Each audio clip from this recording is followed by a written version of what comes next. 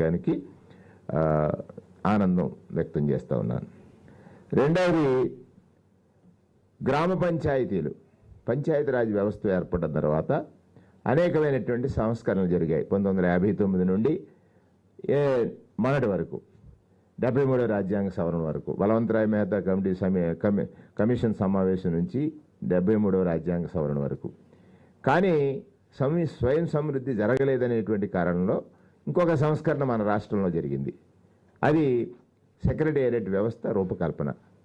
అంటే ప్రజాస్వామ్య స్ఫూర్తి, ప్రజాస్వామ్య లక్ష్యం, ప్రజాస్వామ్య యొక్క ఆశయం ఏమిటంటే ప్రజలకు నేరుగా, ప్రజలకు దగ్గరగా ప్రభుత్వం ఉండాలని, ఆ ప్రభుత్వ సేవలన్నీ ప్రజలకు అందటం ద్వారా ప్రజలు వారి యొక్క అవసరతలు తీర్చుకుని ఎదగాలనేటువంటి లక్ష్యం.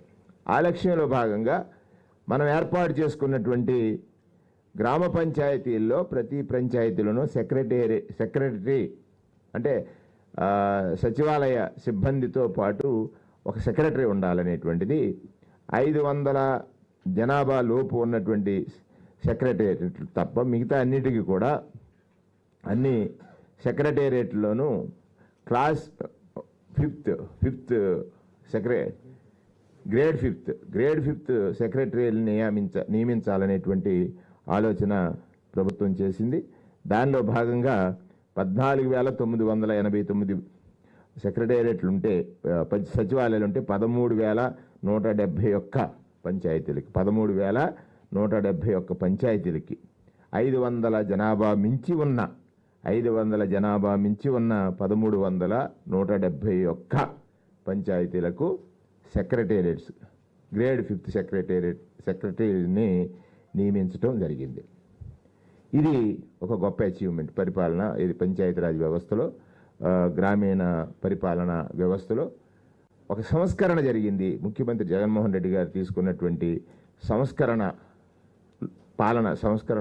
పాలనలో సంస్కరణ భాగంగా జరిగినటువంటి నిర్ణయం. మూడవది, ఎంతో కాలంగా సుదీర్ఘంగా వేచి ఉన్నటువంటి నిరుద్యోగ యువత. ప్రత్యేకించి రాజశేఖర రెడ్డి గారి పాలనకు ముందు ఈ రాష్ట్రంలో బీసీ విద్యార్థులు చదువుకు దూరంగా ఉన్నారు. కారణం ఫీజు చెల్లించేవారు లేక. జగన్మోహన్ రెడ్డి గారి పాలనలో పిల్లలందరూ కూడా, అంటే బీసీ విద్యార్థులు చదువుకు దగ్గరయ్యారు. నాడు రాజశేఖర రెడ్డి గారి పాలనలో, ఇవాళ జగన్మోహన్ రెడ్డి గారి పాలన. కొంత నిరుద్యోగం అనేటువంటిది వేధిస్తున్నటువంటి అంశంగా చూస్తే, ఇవాళ ఈ రాష్ట్రంలో ఉన్నటువంటి డిఎస్సి జరగాలి అనేటువంటి కోరిక ఉంది చాలామందిలో.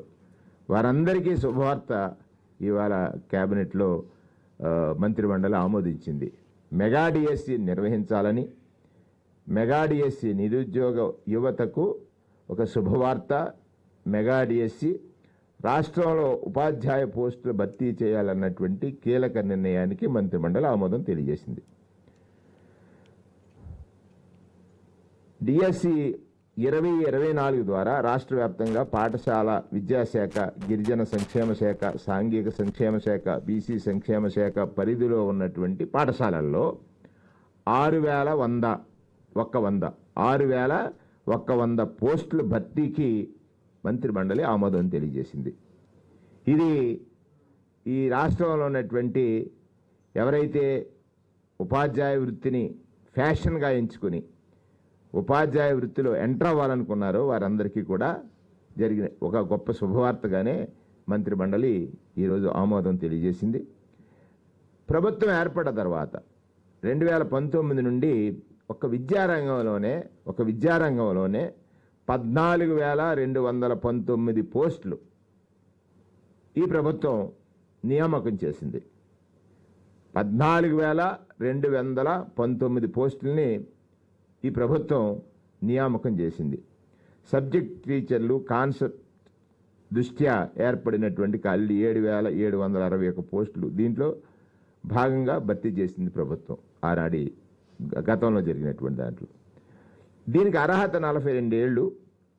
ఎస్సీ ఎస్టీ బీసీలకు ఇంకొక 5 సంవత్సరాలు వయో పరిమితిని సడలింపు ఇవ్వడం జరిగింది. రాష్ట్ర వ్యాప్తంగా 185 సెంటర్లో 15 రోజుల పాటు రాష్ట్ర వ్యాప్తంగా 185 సెంటర్లో 15 రోజుల పాటు పరీక్షలు నిర్వహిస్తాం. 8 రోజులు టెట్ నిర్వహణ. దానితో పాటు ఇంకా ఉద్యోగ నియామకాలు ఉన్నాయి. అటవీ శాఖలో 689 పోస్టులు భర్తీ చేయాలని అటవీ శాఖలో 689 పోస్టులు భర్తీ చేయాలని మంత్రి మండలి ఆమోదం తెలియజేసింది. ఇందులో ఫారెస్ట్ రేంజ్ ఆఫీసర్లతో సహా వివిధ పోస్టులకు సంబంధించింది ఏపీపీఎస్సీ ద్వారా భర్తీ చేయడం కోసం ప్రభుత్వం మంత్రి మండలి ఒక కీలక నిర్ణయం చేసింది. ఇప్పటికే రాష్ట్ర ప్రభుత్వం ఏర్పడిన తర్వాత